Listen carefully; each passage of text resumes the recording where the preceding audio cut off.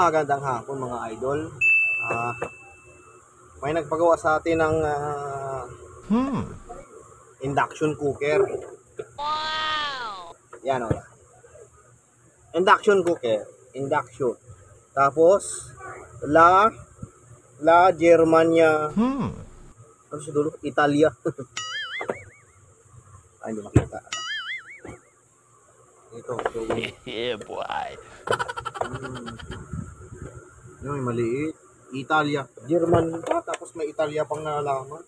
So, power 2,600 watts. Tapos naman ito. O talaga, tol? So, technician nagpagawa sa atin ito mga idol. No, pinagawa raw sa kanya, kinagat ng daga. Kaya, ayan o. Nagpalit siya ng cord. Ayos, ha? Taas ng watts niya ito mga idol. 2,600. Malimit, nakakagawa ko. May 1.8, may 1.6, 1,600 watts. Ito mataas to ah. O talaga, tol? Cannot keep the sealed appearance. Black crystallite plate. Remains hot after use. Do not touch. Ayos. So ito lang yung itsura niyan. So ayaw mag-on. Ayaw mag-tuloy. Ito natin. Ayun o. Standby lang daw. So dapat kasi may di-display yan dyan. So yan. So dapat pag i-power to, magdiretso. Okay. So binuksan ko. Ganyan yung tsura niya. Ay, iba na yun. Loaded tayo mga idol. May nagpagawa nga sa akin ng ano, mixer pa.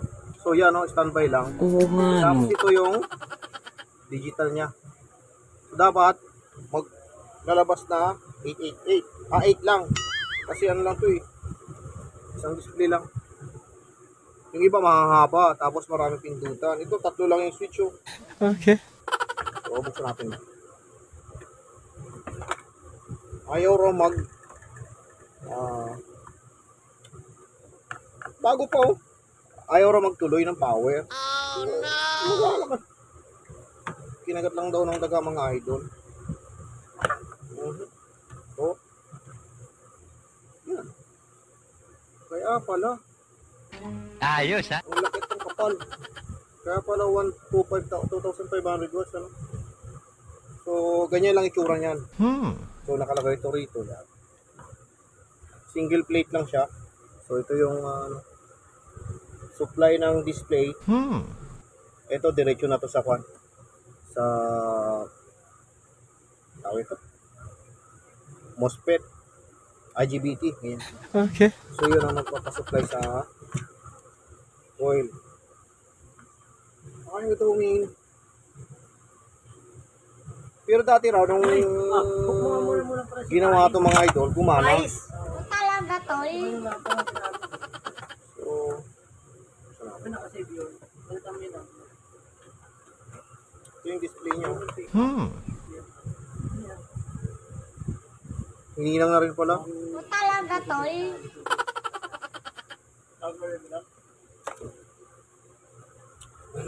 Subukan natin hinangan mga idol. Yeah, boy.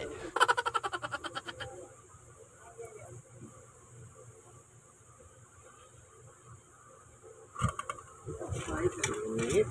Hindi pa nakasaksak pa na ito mga idol. Wait lang mga idol.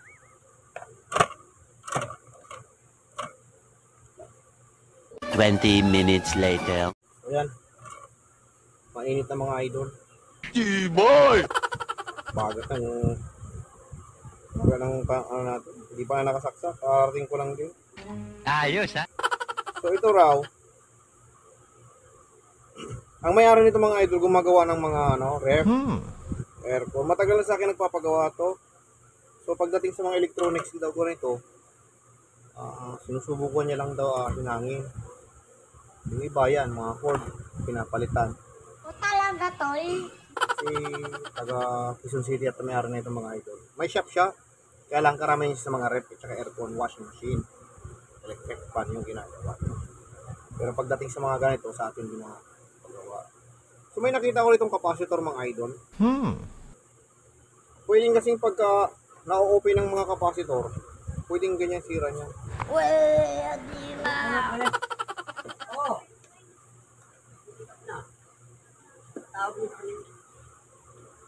So, pakita natin. Yan. Ay, kita ba? So, yan. Ayos, ha? Ngayon ako rito.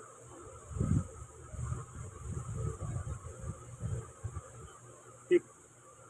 470 microfarad, 10 volts. Ito, pwede ito. 16 volts, pwede na. Hmm.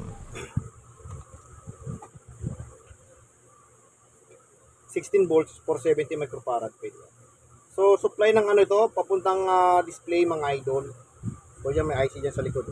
Oo nga, no. Pwedeng mahina na yung mata natin mga idol. So marami na rin akong ginawang induction cooker sa kanya. Kasi marami siyang tanggap na ganito eh. Malapit yata sila sa may ano, may kondo. Ay, iba na yun.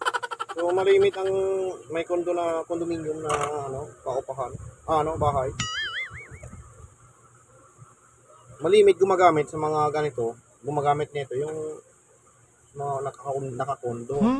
Kasi bawal yata sa kanila yung may gas, mga idol. O talaga, tol? So, kaya nauuso itong induction cooker eh. Ngayon subukan natin mga idol. Yeah, boy. Negative, tama ba? May polarity pala to.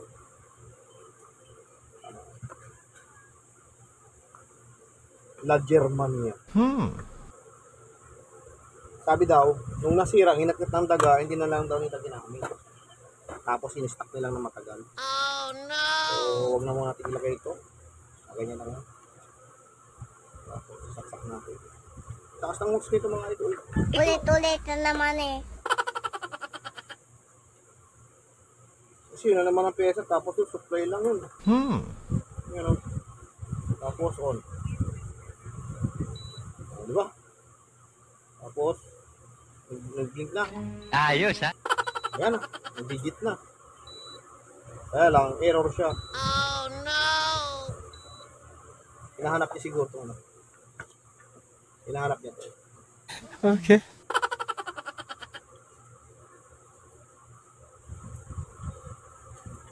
Dalawang klase pala yung ganito mga idol. Meron yung induction cooker na yung umiinit mismo yung ano niya, yung ganito. O talaga, tol? Ito kasi yung induction cooker na umiinit. Yung kaldero o kaya ano na metal. Stainless ganyan. Pero sa alam ko sa aluminum to hindi po pwede. Well, di ba?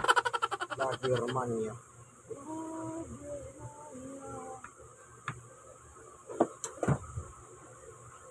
Kailangan natin sa mga idol. Standby lang eh. Oo nga. Tapos na.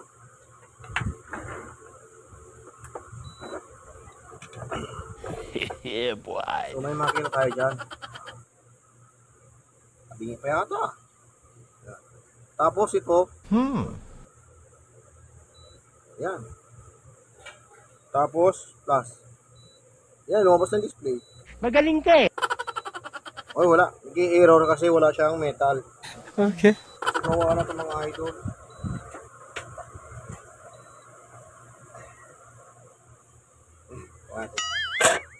Ganyan. Power on. Ginagawa mo. Ay, ayaw na. Yun. Tapos, yan na. Init na. Ay, iba na yun. Ang bilis. Bumalok to agad eh. Ayos, ha? Hamon sunog. So, ito lang. Mga stainless yan, pwede testing. Metal yan. Galing, ha? Nukuha na. Yan lang sira mga idol. T-boy! So, marimit ako na kasi marimit ako nakaka-trouble nito. Yung IGBT na IC na sira. Tapos minsan, Yun nga, yung tinitirhan ng mga ipis. Minsan napapasukan ng mga mantika. Pero ito malinis pa, bago pa eh. Wala pong lamat ang mantika. Oo nga. Bago pa itong mga ito. So, gawa na. La Germania Induction Cooker. Ayos ah. Hindi ako nakagawa ng ganito eh. Onken. Daming ganyan. Merong Mitsubishi, Hitachi. Yung mga brand na ano, malinis ko nagagawa. So, ngayon ako nakagawa ng La Germania Italia. Magaling ka eh. So, next video na lang mga idol.